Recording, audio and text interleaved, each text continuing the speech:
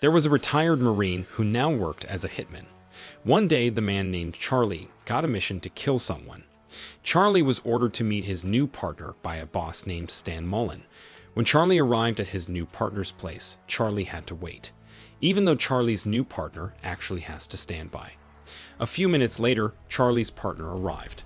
Casually, a man named Blade approached Charlie while carrying a box of donuts. It was known that Blade was an expert in using his knife. But this time he didn't use a knife, but gave donuts to his target. When they both arrived near the target's house, Blade asked Charlie to wait for him in the car. Meanwhile, Blade was going to do the action himself. Charlie, who wanted to know Blade's abilities, finally let Blade work alone. Blade then walked to the target's house named Rollo, who was a former mafia. Blade then gave a box of donuts that he brought to Rollo. After that, Blade returned to the car. But Charlie asked why Blade didn't use his knife to kill Rollo. Before Blade could answer Charlie's question, they both heard an explosion from Rollo's house. It turned out that Blade had put a bomb on the donut he gave to the target, so that the bomb explosion made Rollo die instantly. Then Charlie and Blade examined Rollo's body. Charlie was annoyed because the explosion made the target's body unidentifiable to their client. Charlie then called his colleague Benny to inform him that Blade had destroyed the target's body so that it could not be identified. Hearing that, Benny told Charlie to go to Rollo's ex-wife so that Charlie could find out about Rollo. It was revealed that Benny was the one who told Charlie to work with Blade, even though Charlie actually preferred to work alone. After Blade put Rollo's body in the car trunk, they both headed to their next destination. Soon they arrived at Rollo's ex-wife's house, a woman named Marcy. Then Charlie told Marcy that Rollo had died and his head was crushed. Marcy, who heard the news, did not feel sad. Marcy seemed relaxed because she also hated her ex-husband. Charlie offered her $5,000 if Marcy would meet Charlie's client named Beggar. It was found out that Beggar was Rollo's former boss who paid Charlie to kill Rollo. Charlie asked Marcy to identify Rollo's body. Marcy then informed Charlie that she and Rollo had the same tattoo on the lower back and that Beggar also knew about the tattoo. Then Charlie checked the tattoo that Marcy was referring to. Unfortunately, Blade betrayed Charlie. Blade pointed a gun at him to take away Rollo's body. He also intended to get Beggar's attention. But when Blade was about to escape, he accidentally shot himself in the car. Due to this accident, Blade died and Rollo's body was burned. Charlie, who saw the incident, felt upset with Blade. Charlie has the idea to make Blade's body as if it was Rollo's body. Then Charlie asked Marcy to make a tattoo like hers under Blade's back to be just like Rollo. After the plan went well, Charlie was about to go see Beggar. But before that, Charlie went to see his boss and best friend named Stan Mullen. Stan was a mobster who had been in power for more than 40 years. They ate together and talked casually. Although Stan's condition looked poor, Charlie was always loyal to him as Stan's right-hand man. Charlie even prepared medicines for Stan and made lunch for him. Then after Charlie met with Stan, he continued his journey to Beggar's headquarters.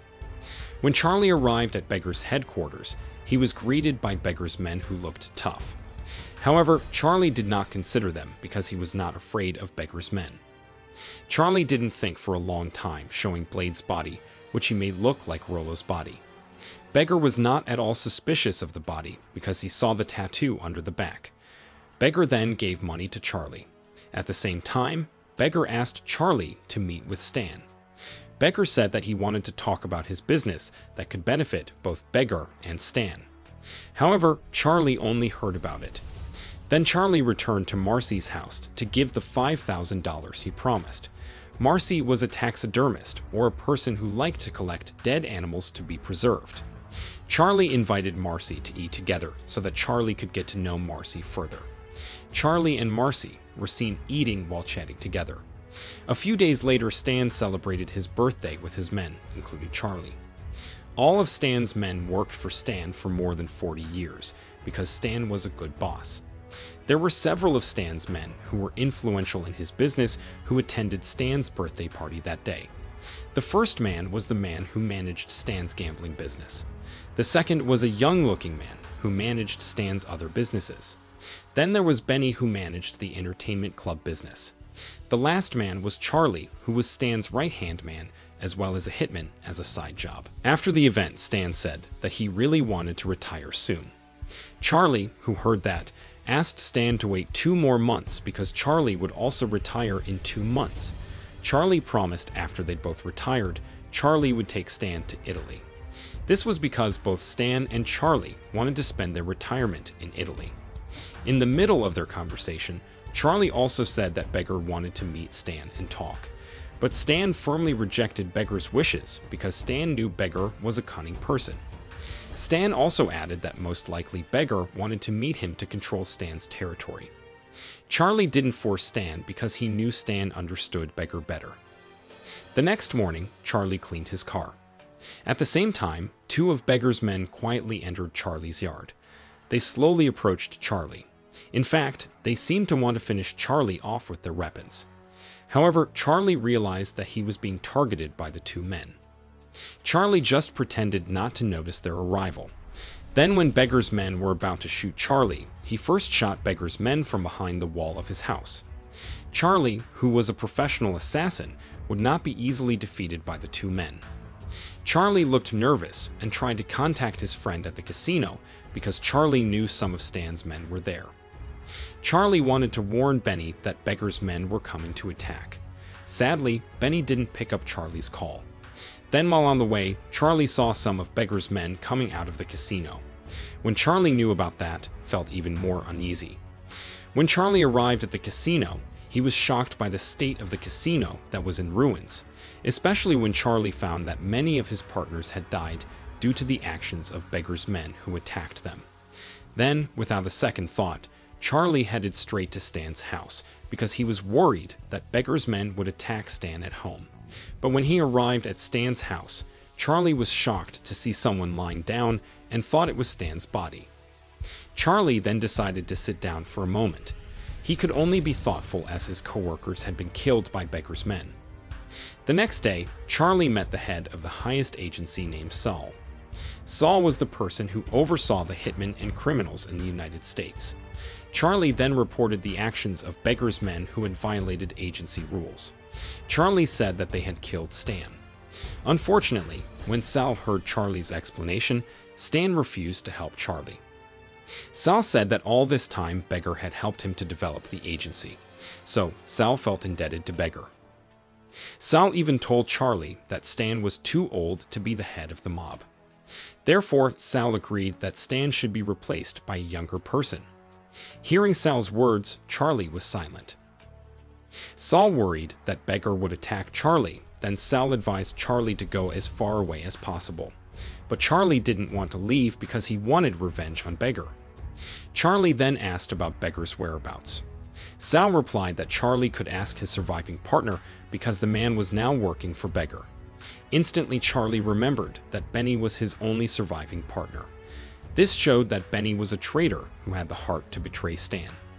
Charlie, who was upset with Benny, immediately went to Benny's house. Sadly, Charlie didn't find Benny at his house, but only Celine, Benny's wife. Hearing that, Charlie went straight to the club to find Benny. Long story short, Charlie arrived at the club and entered through the back door. Then Charlie met the doorman named Milt. Milt was the person Charlie had saved. That way Charlie was able to easily get into the club. Shortly after entering the club, Charlie found Benny and immediately shot him. Charlie, who was annoyed with Benny from earlier, then asked why Benny had the heart to betray Stan. Benny casually said that Stan was too old while Benny wanted to join the younger ones. This made Charlie fed up and immediately shot Benny to death. Then Charlie also killed several Beggar's men at the club. When he was about to leave, Charlie was stopped by one of Beggar's men. Luckily, Milt came at the right time and helped Charlie. One day, Charlie secretly followed Beggar's right hand, who headed to Rollo's house. When Beggar's right hand entered the house, Charlie also entered. Until at one point, Charlie managed to kill Beggar's right hand. Then Charlie saw the man's cell phone. It turned out that Beggar was looking for tapes containing Beggar's crimes, which apparently Rollo had been hiding. Therefore, Beggar insisted on finishing off Rollo. Charlie, who just found out about it, immediately headed to Marcy's house because he was sure that Beggar's men would meet Marcy. At the same time, Marcy was captured by two of Beggar's men. They forced Marcy to tell the whereabouts of the tape that Beggar was looking for. Marcy, who knew nothing, could only say that she really didn't know about the tape. The two Beggar's men who did not believe Marcy's words then threatened to forcibly search her house. One of them even wanted to rape Marcy. Fortunately, Marcy, who has brutality, managed to defeat the two men. Shortly after that, Charlie arrived at Marcy's house. Then Charlie explained everything that had happened. In the end, they both agreed to help each other and find the tapes that Beggar meant before his men found the tape first. The first thing they did was head to the house that Marcy and Rollo had lived together in New Orleans. After traveling for a while, Marcy and Charlie arrived at the house in the afternoon. But how surprised they were to see the house in disarray. This was caused by Beggar's men, who had arrived first and messed up the house. They then searched for clues as to where Rollo had hidden the tape. But while they searched, Charlie only found evidence that Rollo had stayed at a hotel for quite some time. Later that night, Charlie arrived at the hotel. He even invited one of the hotel staff to look for the tape. After a long search, they didn't find the tape. Charlie decided to go home, but he accidentally met Beggar's men at the hotel. They ended up fighting and shooting each other, but Charlie decided to escape from the hotel. Then Charlie returned to his safe house. There was Marcy who suggested that Charlie should run away and stop all this. Hearing that, Charlie said that he would not stop before he managed to get revenge on Beggar. The next morning, Charlie wanted to take Marcy to the station. Charlie gave her a reward because she helped him a lot. However, Marcy didn't accept any money from Charlie. She just wanted Charlie to be safe and they could meet again. In the middle of the conversation, Charlie and Marcy were revealed to be in love with each other. But after a while, Marcy remembered that her ex-husband was once trusted by Beggar to run a bar.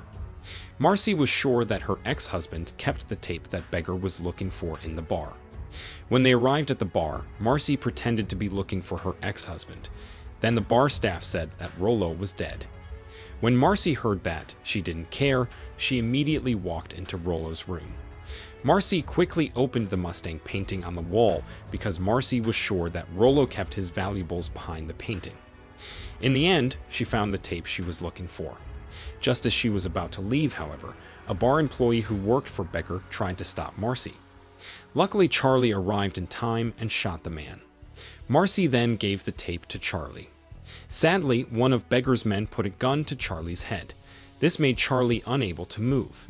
Then the man took Charlie to Beggar's place. But Charlie, who saw Beggar's men who continued to drink alcohol, then crashed his car, so that the man was hit by an alcohol bottle. After that, Charlie ran away in another driver's car. On the way, Beggar contacted Charlie through Marcy's phone that Charlie was carrying. Beggar told Charlie to meet him within 2 hours. Beggar threatened to kill Marcy if Charlie didn't come. Long story short, Charlie arrived at Beggar's headquarters. Then Beggar told Charlie to take off his shirt because he was afraid Charlie had a weapon. He then told Charlie to hand over the tape. At that crucial moment, Charlie said that he loved Marcy at first sight. Soon a sniper who worked for Sal shot Beggar. It was discovered that before Charlie went to Beggar's headquarters, he met Sal and gave him the tape. The tape showed that Beggar complained to the FBI about Saul's crimes. Because Saul didn't want the FBI to arrest him, Saul finally agreed to cooperate with Charlie. A few days later, Charlie, who has retired, took Marcy to Italy to meet someone. Eventually, the person Charlie met was Stan, who was still alive. In fact, Charlie immediately moved Stan to Italy when Beggar wanted to meet and control his territory. In addition, the body in Stan's house was the body of Stan's dead men. Now Charlie already changed Stan's identity with a new one so that he could enjoy retirement in peace. Then Charlie and Marcy looked for a house close to Stan. They even planned to get married and start their new life in Italy.